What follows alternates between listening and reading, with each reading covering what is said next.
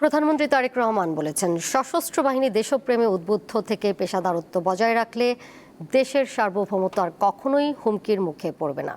আজ ঢাকা সেনানিবাসে president guard regiment PGR এর প্রতিষ্ঠাবার্ষিকীর অনুষ্ঠানে তিনি কথা বলেন। সমসাময়িক চ্যালেঞ্জ মোকাবেলায় এই বাহিনীকে আরও আধুনিক ও প্রযুক্তি নির্ভর করার উপর জোর দেন সরকার প্রধান।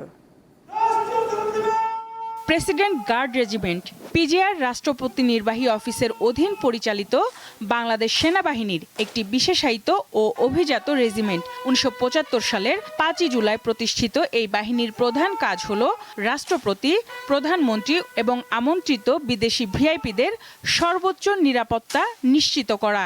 আসল ফল থেকে তৈরি, সম্পূর্ণ প্রিজারভেটিভ মুক্ত ফ্রুটিকা, পিওর মানে ফ্রুটিকা।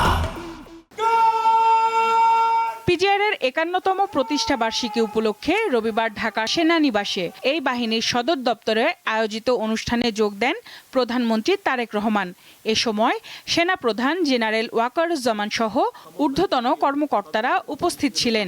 দিবসটি ঘিরে PGR সদস্যদের সঙ্গে শুভেচ্ছা বিনিময় করেন প্রধানমন্ত্রী।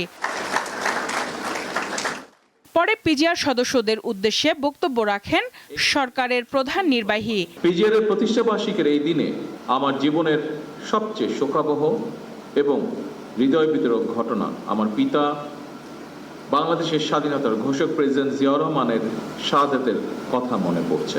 সময়ের সঙ্গে তাল মেলাতে এই বাহিনীকে আরও বেশি প্রযুক্তি বান্ধব করার উপর গুরুত্ব আরোপ করেন প্রধানমন্ত্রী। প্রচলিত চ্যালেঞ্জের বাইরেও বর্তমানে আর্থসামাজিক, ভূ রাজনৈতিক পরিস্থিতি এবং তথ্য প্রযুক্তির অবাধ বিকাশের ফলে বহুমাত্রিক নিরাপত্তা চ্যালেঞ্জ তৈরি হয়েছে।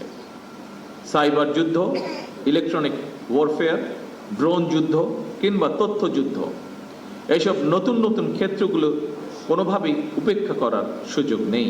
এইসব বহুমাত্রিক চ্যালেঞ্জ মোকাবেলায় শুধুমাত্র PGR-ই নয়, প্রতিটি বাহিনীকেই আধুনিক এবং সময়োপযোগী প্রশিক্ষণের মাধ্যমে নিজেদেরকে সার্বক্ষণিক প্রস্তুত রাখা অত্যন্ত জরুরি। তিনি বলেন, সশস্ত্র বাহিনী দেশের সার্বভৌমত্ব, জনগণের সাহস ও গৌরবময় ইতিহাসের সঙ্গে অবিচ্ছিন্নভাবে জড়িয়ে রয়েছে।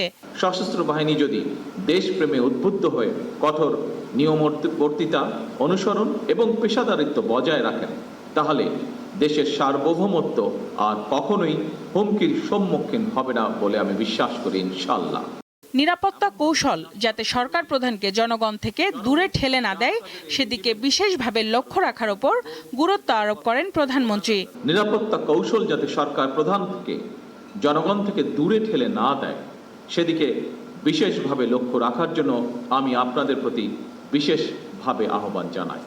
সঞ্জিদা প্লাবনী, দীপ্ত সংবাদ, ঢাকা।